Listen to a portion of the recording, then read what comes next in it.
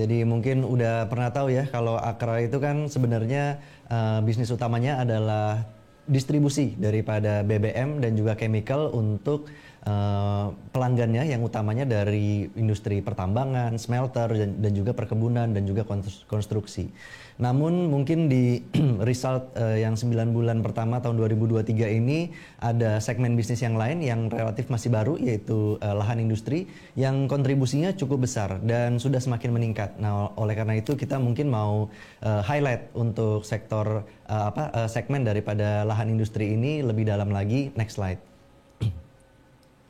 Jadi kalau misalnya kita mau sedikit mengenai sejarahnya daripada kawasan industri Akra ini sendiri yang ada di Gresik, Jawa Timur, itu merupakan joint venture atau usaha gabungan antara Akra dengan Pelindo dengan kepemilikan sekitar 60%, 40%.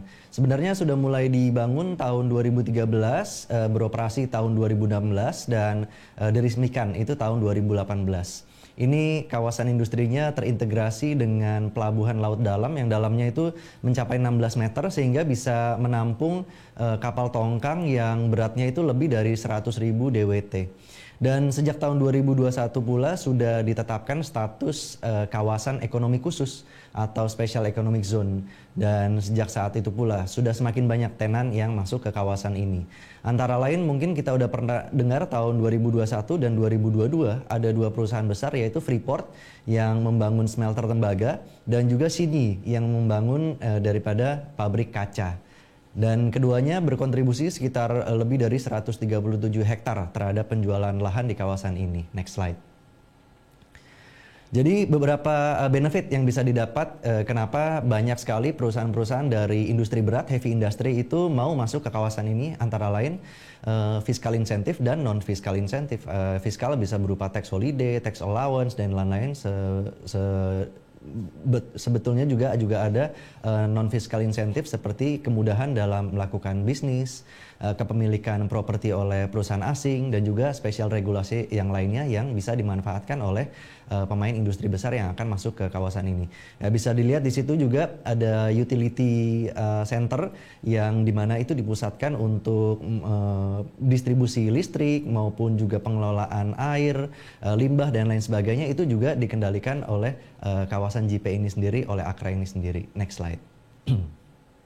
Ya, kita bisa melihat di situ kawasan lahan industri, kemudian pelabuhan dan juga residensial juga ada di situ. Kita bisa juga lihat di situ ada pelabuhannya yang merupakan pelabuhan laut dalam sehingga bisa menampung kapal tongkang yang besar juga. Sedikit update mengenai kinerja daripada penjualan lahan. Mungkin di bulan Maret di awal tahun itu ada penjualan sekitar hampir 20 hektar ke Hailiang. Hailiang ini merupakan produsen berbagai jenis produk tembaga turunan. Antara lain juga nanti akan dipakai sebagai anoda atau katoda untuk baterai kendaraan listrik juga. Kemudian bulan Agustus ada penjualan yang tidak kalah besarnya sekitar 67 hektar ke perusahaan yang namanya Hebang. Hebang ini memproduksi utamanya pupuk dan juga kaustik soda, dan ini banyak digunakan oleh perkebunan, utamanya untuk perkebunan kelapa sawit. Next slide. Dan di akhir kuartal 3 kemarin juga ada penjualan sekitar 10 hektar ke suatu perusahaan chemical dari Amerika.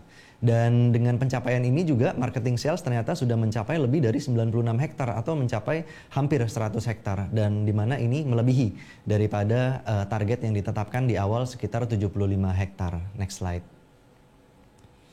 Dengan demikian kita bisa melihat beberapa case study yang sudah masuk seperti Hailiang dan Hebang. Ini kenapa bisa masuk ke sini karena kapasitasnya juga yang dibawa cukup besar ya. Hailiang ini annual capacity untuk copper foilnya bisa mencapai 50.000 sampai 100.000 ton.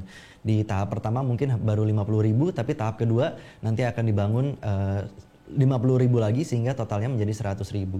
Sehingga ini juga menarik beberapa perusahaan lain seperti Hebang, ini punya annual capacity sekitar 600.000 ton itu sodium karbonat. Sodium karbonat ini juga dikenal dengan soda api ya, dan juga amonium klorida. Dan juga sekitar 200.000 ton glisofat. Amonium klorida ini apa? Ini merupakan bahan baku ataupun juga banyak digunakan untuk pupuk yang utamanya sangat cocok sekali untuk tanaman minyak kelapa sawit. Glisofat itu juga merupakan herbisida yang paling banyak digunakan utamanya juga untuk tanaman kelapa sawit. Next slide. Dengan demikian kita ngelihat bahwa kinerja secara kuartalan maupun juga secara year on year 9 bulan pertama tahun 2023 ini cukup kuat ya. Utamanya kalau kita ngelihat di segmen industrial estate di mana revenue dan profit before tax-nya itu mengalami lonjakan lebih dari 300% sampai dengan 700% secara quarter on quarter. Sehingga secara year on year itu bisa menopang pergerakan atau pertumbuhan daripada laba bersih maupun juga revenue daripada Akra ini secara konsolidasi. Next slide. Jadi meskipun pendapatan secara konsolidasi mengalami penurunan sekitar 13% year on year di 9 bulan pertama tahun 2023, tapi EBITDA dan net profitnya sanggup tumbuh lebih dari 10% dan 9% masing-masing. Ini juga berkat dari kinerja daripada penjualan lahan industri yang ternyata profitability-nya lebih tinggi dan berhasil menopang mungkin profitability yang lebih rendah dari segmen distribusi BBM dan juga chemical. Next slide. Jadi di kuartal 3 2023 ini juga Akra merecognize sekitar 241 miliar revenue dari hasil penjualan 10 hektar tadi yang kepada chemical company yang dari Amerika. Sebelumnya mungkin di kuartal 1 yang tadi itu penjualannya sekitar 505 miliar dari penjualan sekitar hampir 20 hektar ke Hailiang, dan ke depan kita melihat bahwa perseroan ini akan bisa menyelesaikan dengan segera penjualan sekitar 67 hektar ke Hebang ini sebelum akhir tahun. Sehingga kita expect akan ada penerimaan sekitar 1,6 triliun yang akan dibukukan nanti di kuartal 4 2023. Next slide. Dan beberapa corporate action sebelumnya, yaitu pada 17 Oktober Akra juga melaporkan bahwa telah ada penandatanganan kesepakatan dengan salah satu perusahaan yang bergerak di bidang new energy baru. Pusatnya ada di Hong Kong, tapi ini perusahaan asal China katanya. Belum jelas berapa tanah yang akan dijual nantinya, tapi katanya cukup signifikan. Dan dengan demikian kita juga masih expect ke depannya ini masih akan ada penjualan yang lebih tinggi lagi untuk lahan industrinya. Bahkan sampai dengan tahun 2024 mendatang sih kita masih cukup meyakini bahwa penjualan masih akan lebih tinggi daripada tahun 2023 ini. Dan seiring juga dengan kinerja yang cukup solid, Akra memutuskan untuk membagikan dividen interim yang kedua sebesar Rp25 per saham. Ini juga merupakan penambahan daripada Rp50 per saham dividen interim pertama yang dibagikan di bulan Agustus kemarin. Dan ya proyeksi kami terhadap laba bersih Akra tahun ini sekitar 2,9 triliun, itu juga sekitar 6 sampai dengan 7% lebih tinggi daripada konsensus sekarang ini yang sekitar 2,7 triliun. Next slide. Jadi kita memprediksi lahan industri Akra ini akan bisa berkontribusi sekitar 27% terhadap laba sebelum pajak secara konsolidasi di Akra di tahun 2023 ini. Dari hanya sekitar mungkin 14,6% di 9 bulan pertama tahun 2023 dan mungkin hanya 11,8% di full year tahun 2022.